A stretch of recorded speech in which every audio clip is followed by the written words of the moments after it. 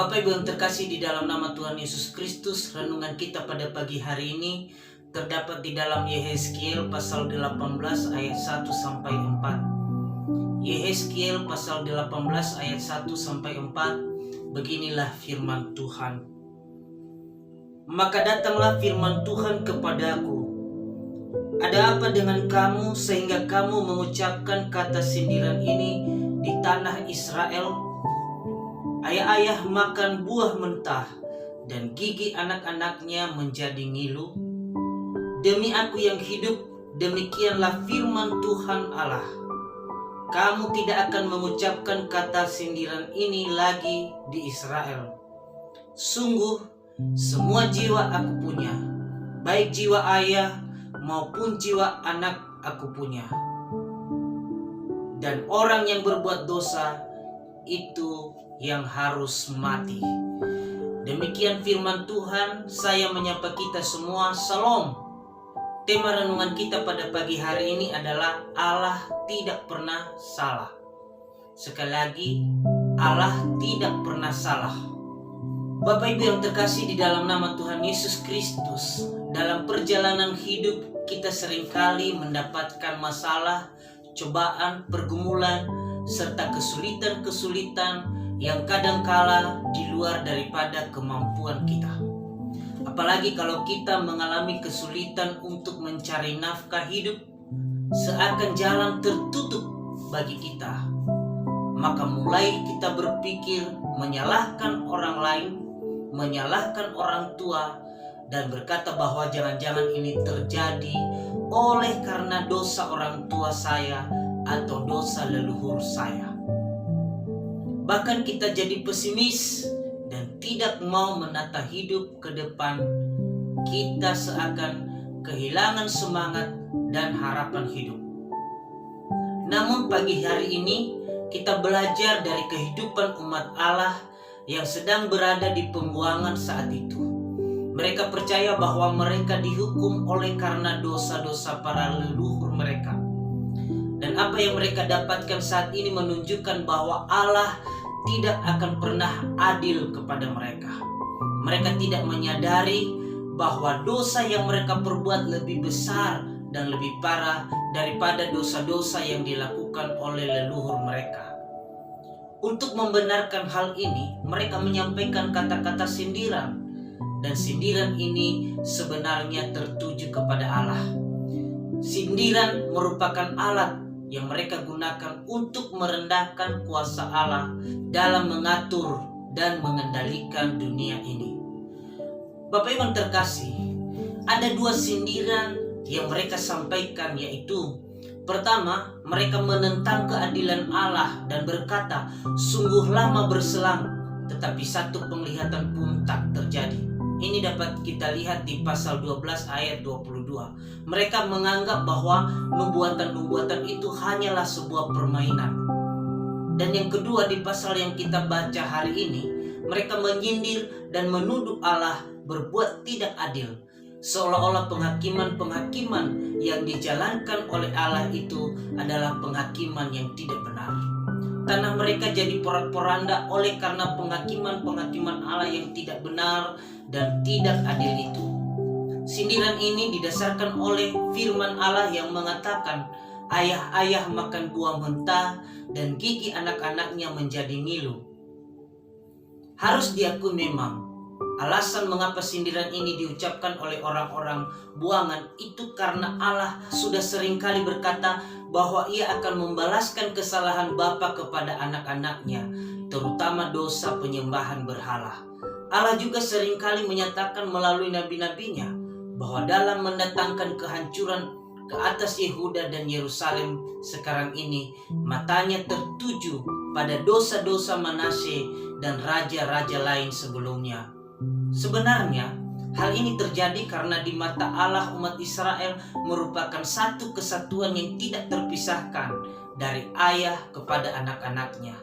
Tujuan Allah untuk mengekang orang tua untuk tidak sembarangan berbuat dosa, supaya tidak dipikul oleh anak-anaknya di kemudian hari. Orang-orang buangan tidak menerima hukum itu.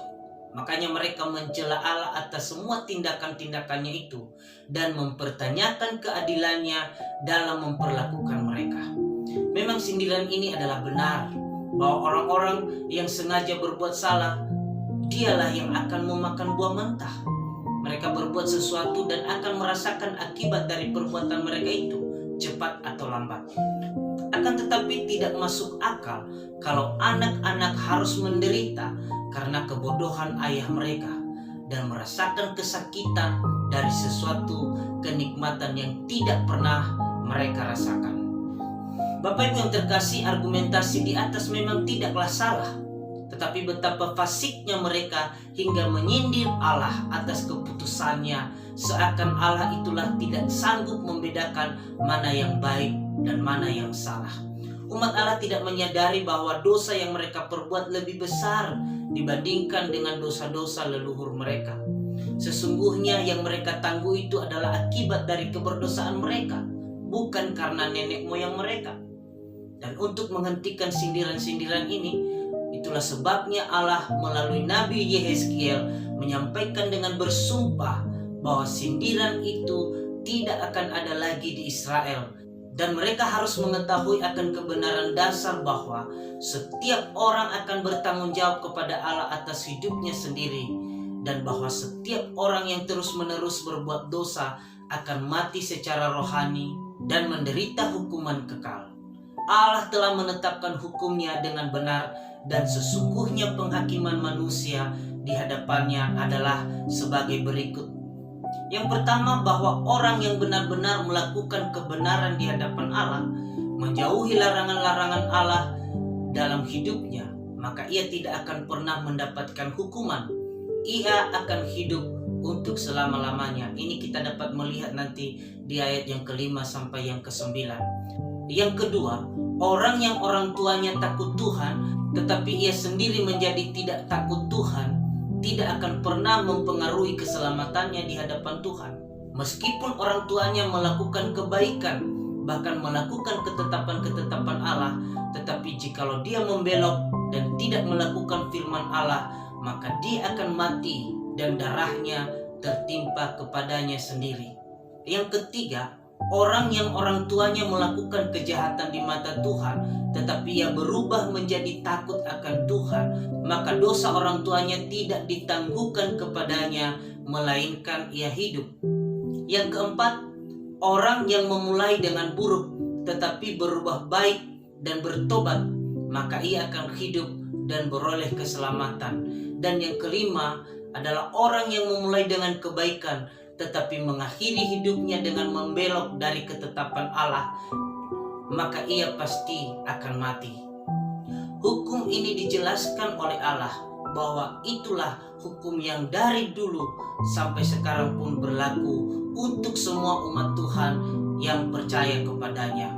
Jadi dari penjelasan di atas menunjukkan bahwa Allah tidak pernah salah dalam menjalankan hukum-hukumnya dan tidak pernah salah dalam menerapkan keadilan.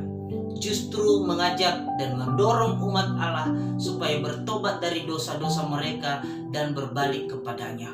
Sehingga pada akhirnya mereka memperoleh damai sejahtera itu, mereka harus memperbaiki hidup mereka yang sebenarnya tanpa memperhatikan dan membandingkan diri dengan nenek moyang mereka. Dengan melakukan itu, mereka akan hidup penuh berkat. Bapak Ibu yang dikasihi oleh Tuhan Yesus Kristus, apa yang menjadi renungan kita dari kisah ini?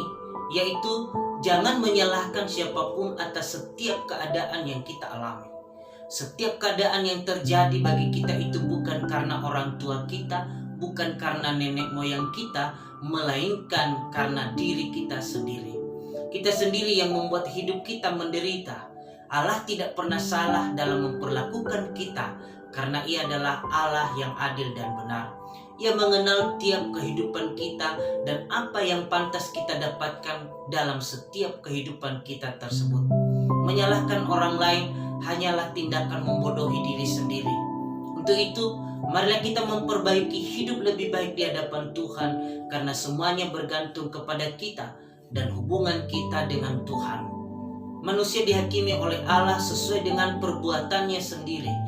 Tidak mungkin dosa orang lain kita yang menanggungnya. Dan sekalipun kita sekarang ini berbuat baik dan di kemudian hari kita jadi jahat, tidak akan mungkin kita selamat.